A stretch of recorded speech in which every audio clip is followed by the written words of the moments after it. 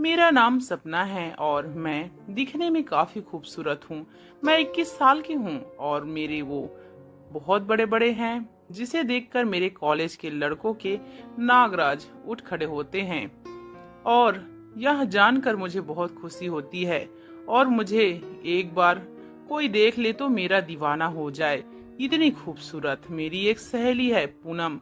सुबह जब मैं रेडी होकर बैठी थी तो वह घर आई और कहने लगी, क्या यार सपना, तुम अभी तक तैयार नहीं हुई? अरे पूनम, मैं तो तैयार हूँ, चलो चलते हैं। हम कॉलेज के लिए निकल गए। घर से कुछ दूर ही गए थे।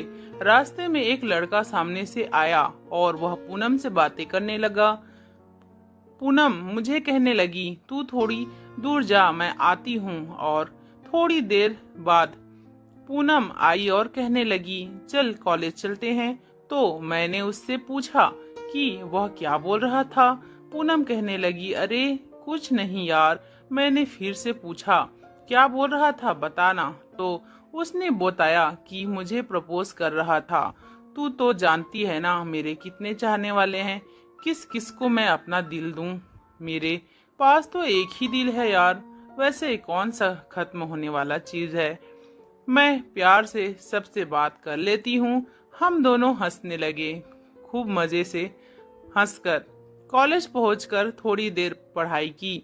फिर कैंटीन में बैठे थे तभी हमारे कॉलेज का एक बहुत ही खूबसूरत लड़का पास आकर कहने लगा, सपना क्या मैं आपसे बात कर सकता हूँ? मैंने पहली फुर्सत में उसे भगा दिया। मेरी सहेली पूनम कहने लगी, अरे पागल, क्यों भगा देती है बार बार तू? जब देख तब किसी को भी उल्टा सीधा बोलती है। कब तक ऐसे चलेगा? आखिर में एक ही तो उम्र है प्यार करने का। पर पूनम मुझे डर लगता है। पूनम कहने लगी, तू इतनी खूबसूरत है, ऊपर से जवान भी, प्यार अब नहीं करेगी तो कब करेगी? मजे करने के दिन हैं बेटा, मजे कर। मैंने उससे आपसी में पूछा कि वैसे यह सब कैसे करते हैं? मुझे तो नहीं पता, मैंने तो आज तक ऐसा नहीं देखा है, न किया है। और मेरे घर में इतने सारे लोग हैं कि कभी भी मूवी भी देखने का नहीं मिलता। पूनम ने कहा, अच्छा चल तुझे आज मैं वो वाली मूवी दिखाती हूँ। और फिर हम पूनम के घर गए। पूनम के घर में ज्यादा लोग नहीं थे, उसके मम्मी पापा थे और एक छोटा भाई था जो स्कूल गया हुआ था। उसके पापा काम पर गए हुए थे और उसकी मम्मी पड़ोस वाली आंटी के यहाँ घूमने गई हुई थी।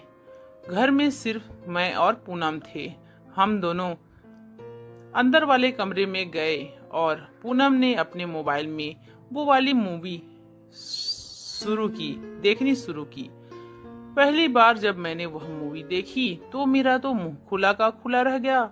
वह पूनम कहने लगी, अरे यार तू कैसे रिएक्ट कर रही है, तूने पहले कभी नहीं देखा क्या? मैंने कहा, नहीं यार, सच में मैंने कभी नहीं देखा था, ऐसा होता है? वैसे कितना मस्त मूवी है, सच में बहुत मजा आ रहा था। थोड़ी देर बाद मुझे जैसे करंट से लगने लगा तो मैंने पूनम से कहा, चल बस अब मैं हो गया, अब हमें अपने घर जाना चाहती हूँ। वह कहने लगी, क्या हुआ, अभी तो मजा आना शुरू हुआ था। मैंने कहा, बस बस यार, इतना काफी है, बाद में बातें करते हैं। मैं घर आ गई। घर आने के बाद मुझे बिल्कुल बेचैनी सी लग रही थी। पता नहीं क्यों मेरे आंखों के सामने वह सब घूम रहा था। मैं अपने कमरे में आ गई और कंबल ओढ़कर सो गई। थोड़ी देर बाद मुझे अपने ही हाथ पैर में करंट सा महसूस हो रहा था। मुझे समझ नहीं आ रहा था कि यह सब हो क्या रहा है।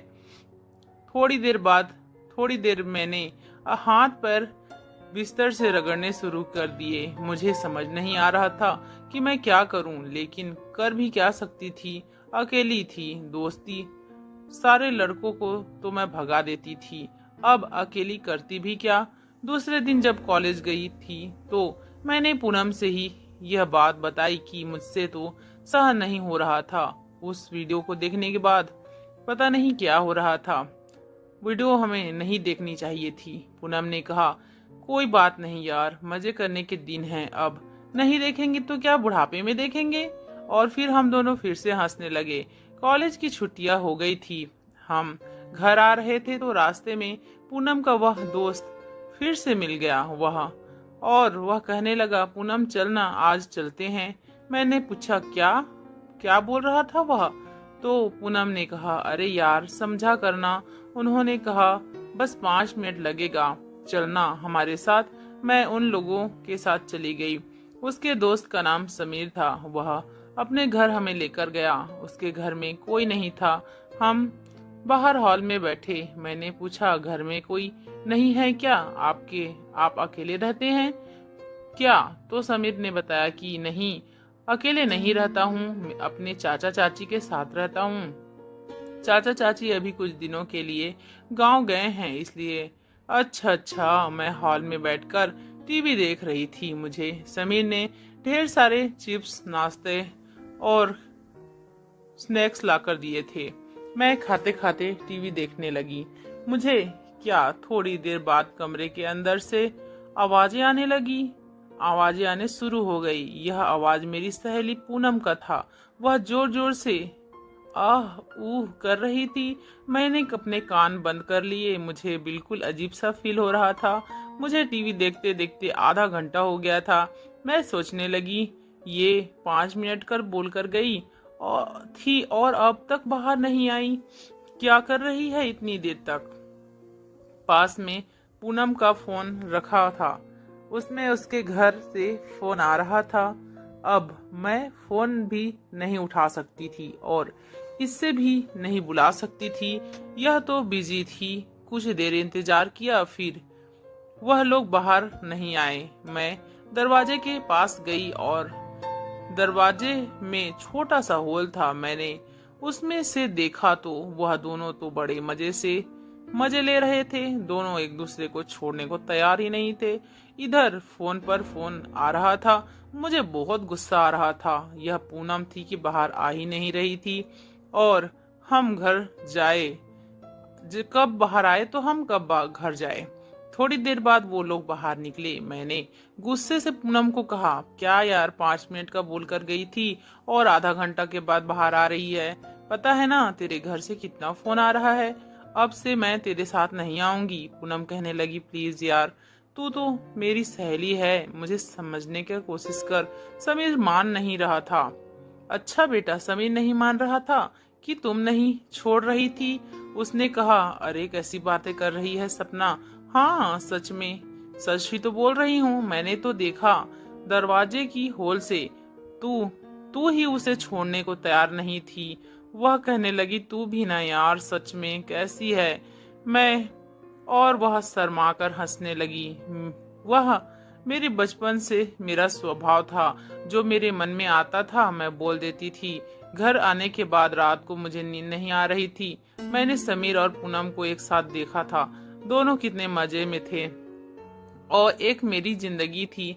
मेरे डर की वजह से आज तक मैंने किसी से दोस्ती नहीं की थी। तभी मुझे हमारे कॉलेज का एक लड़का रोहित, उसका ख्याल आया। वह तो मुझे बहुत दिनों से पसंद करता था। मैं ही उसे जब देखो तब भगा देती थी।